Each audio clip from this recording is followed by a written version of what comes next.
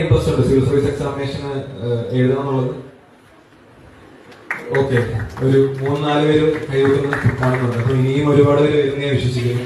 അപ്പൊ അതോടൊപ്പം തന്നെ ഞാൻ എന്റെ അച്ഛനോട് സംസാരിക്കുകയായിരുന്നു. നമുക്ക് കോളേജിലൊരു സിവിൽ സർവീസ് ക്ലബ്ബ് തുടങ്ങുന്ന ഒരു കാര്യം, അത് കംപ്ലീറ്റ്ലി സ്റ്റുഡൻസ് ഇനീഷ്യേറ്റീവ് ആയിട്ട് തുടങ്ങിയാൽ മതി. ഇപ്പം നേരത്തെ നിഖിലും ഫാത്തിമത്തൊക്കെ സംസാരിച്ചപ്പോൾ ആ ഒരു ഇൻട്രസ്റ്റ് എനിക്ക് സെൻസ് ചെയ്യാൻ പറ്റുന്നുണ്ട്. അപ്പൊ ഓൾറെഡി ഈ ഒരു ഡിഗ്രി കാലഘട്ടത്തിൽ ഈ ഒരു എക്സാം സിലബസ് നോക്കുവാണെങ്കിൽ തന്നെ they are more prepared than ഞാൻ എന്റെ കോളേജ് ഡേയ്സിലുണ്ടായിരുന്നെങ്കിൽ അവർ മോർ പ്രിപ്പയർഡ് ആണ്. അപ്പം ഡെഫിനറ്റ്ലി ഐ തിങ്ക് ഒരു ടാലന്റും ആ ഒരു സ്കോപ്പുള്ള സ്റ്റുഡൻസ് ഒരുപാട് പേരുണ്ട്. അപ്പൊ സ്റ്റുഡൻസിന്റെ ഇനീഷ്യേറ്റീവ് ആയിട്ട് ഒരു സിവിൽ സർവീസ് ക്ലബ്ബ് ഇവിടെ തുടങ്ങുന്നതിന് ഞാൻ അച്ഛനോട് സംസാരിച്ചിട്ടുണ്ട്. അപ്പം അത് വരുമെന്ന് ഞാൻ പ്രതീക്ഷിക്കുന്നു.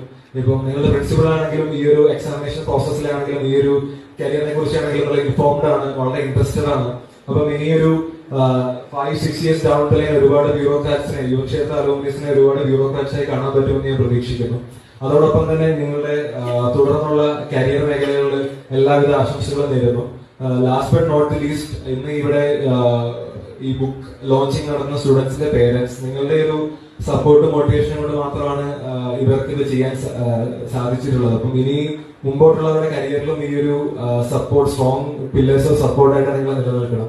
അവർക്ക് താല്പര്യമുള്ള കരിയർ മേഖല തിരഞ്ഞെടുക്കാനുള്ള ഫ്രീഡവും അതിനുള്ള ബോത്ത് ഫിനാൻഷ്യൽ ആൻഡ് ഇമോഷണൽ സപ്പോർട്ടും നിങ്ങൾ തീർച്ചയായിട്ടും കൊടുക്കണം. അപ്പൊ നിങ്ങൾ ഈ ഒരു ബുക്ക് അവർ പ്രിപ്പയർ ചെയ്യുന്ന ഫേസിൽ നിങ്ങൾ